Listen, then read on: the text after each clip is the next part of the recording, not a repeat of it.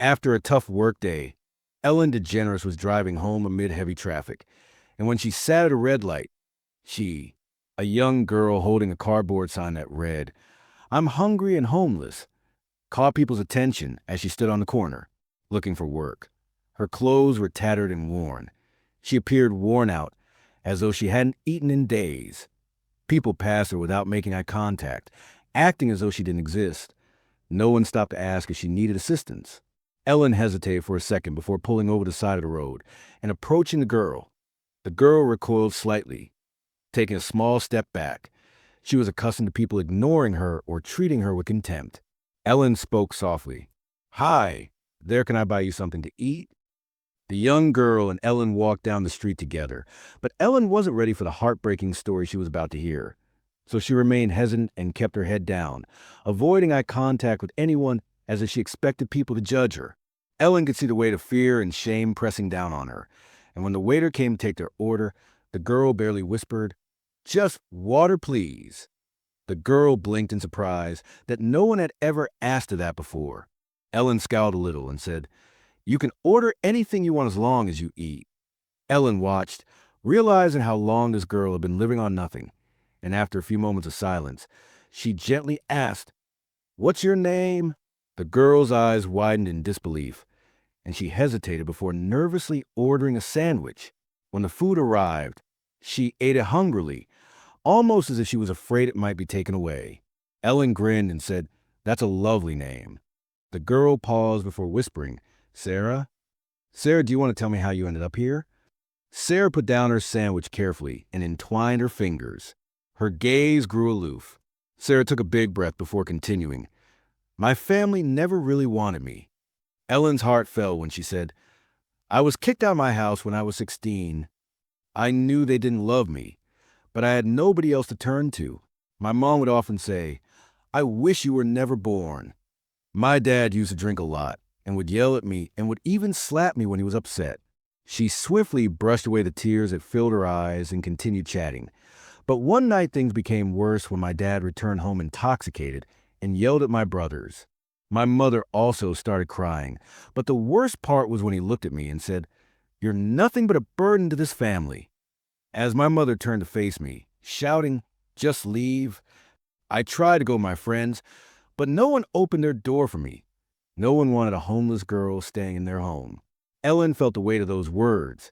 A teenage girl abandoned at her most vulnerable age with nowhere to go, and her voice trembled, but she persisted. Sarah's story wasn't over yet. Sarah lowered her head and traced the edge of the table with her fingers while whispering, "At first, I went to shelters, but they were all full. They told me that maybe in a week, a spot would open up, but I couldn't wait a week, so I just kept walking." Ellen frowned a little. "Where did you go?" Sarah shrugged lightly, trying a small laugh, but her voice cracked. "There wasn't a direction, so I just walked sometimes all night, because I was afraid." Ellen tilted her head. "What were you afraid of?" Sarah avoided her eyes because people aren't as kind as you think. Ellen started to understand what she meant, but Sarah wasn't finished. "I was starving and hadn't eaten in hours when a man approached me one evening and offered to buy me a burger. He grinned and said, 'I can even get you somewhere warm to stay.'" Sarah clenched her fist on the table and drew a trembling breath. For a moment, I wanted to believe him because I was desperate, but then I understood what he truly meant. Ellen leaned closer out of impulse, saying, "Girls like you can survive in other ways." I tried to move away as he said that, but he grabbed my arm and pushed me against the wall. At that point, I thought, this is it. My life is over. What happened next? Ellen caught her breath as Sarah's voice trembled, and she swallowed hard, tried to force herself to forget the recollection. Sarah shut her eyes tightly as strangers showed up and stopped him. I barely managed to escape. But ever since that night, I can't trust anyone. Every day someone else tries to approach me every night. There's another offer, another threat. People don't look at you with pity when you're homeless. They see you as prey. Ellen's heart active city, which should have been a place of opportunity, was nothing but a trap for this girl.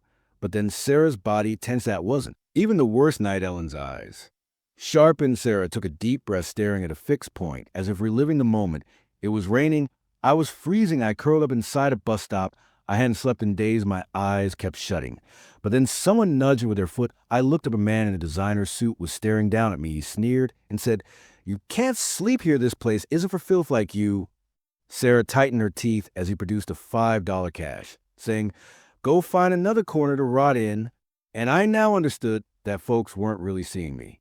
Sometimes I wish people didn't see me, but they do, and when they do, they either look down on me, try to take advantage of me, or scare me away. Ellen's eyes were watering, and Sarah gave a feeble grin, but the anguish in her eyes was obvious. Ellen swallowed the lump in her throat. This girl only wanted to live. She wasn't requesting a miracle or something she didn't deserve. I'm here because Sarah finally met Ellen's eyes, and I'm holding this sign because I have nowhere else to go. When I was younger, I always wanted to be a veterinarian, so Ellen's eyes hardened, but that wasn't true. Sarah did have a choice, and Ellen was about to offer it to her. Sarah whispered gently, almost as if she was frightened to speak it aloud. Ellen grinned like a veterinarian. Sarah gave a sly nod. Ellen thought for a moment that this girl had lost everything, but she still had a dream in her heart. And if there was one thing Ellen believed in, it was making dreams come true. She looked at Sarah resolutely and said, "If you really want this, I can give you a chance. I love animals because they don't judge me. They don't hurt me. They just want love." The following day, Ellen gave Sarah more than just a place to stay. She also gave her a chance. Sarah was put in a warm, safe place where she wouldn't have to worry about the cold streets or her next meal. But Ellen wasn't finished. She made a few calls and set up a situation that left Sarah stunned. A job as an assistant at a veterinarian's office. When Ellen told her, Sarah's eyes widened in shock, thinking, "You're really doing this for me?" Ellen grinned broadly. "Not only for you, but for everyone who is similar to you, as everyone is entitled to a second opportunity." Unable to find the right words to convey her appreciation, Sarah put her arms around Ellen while crying. That day, for the first time in years, she found hope in something she had long since given up on, and her life was never the same.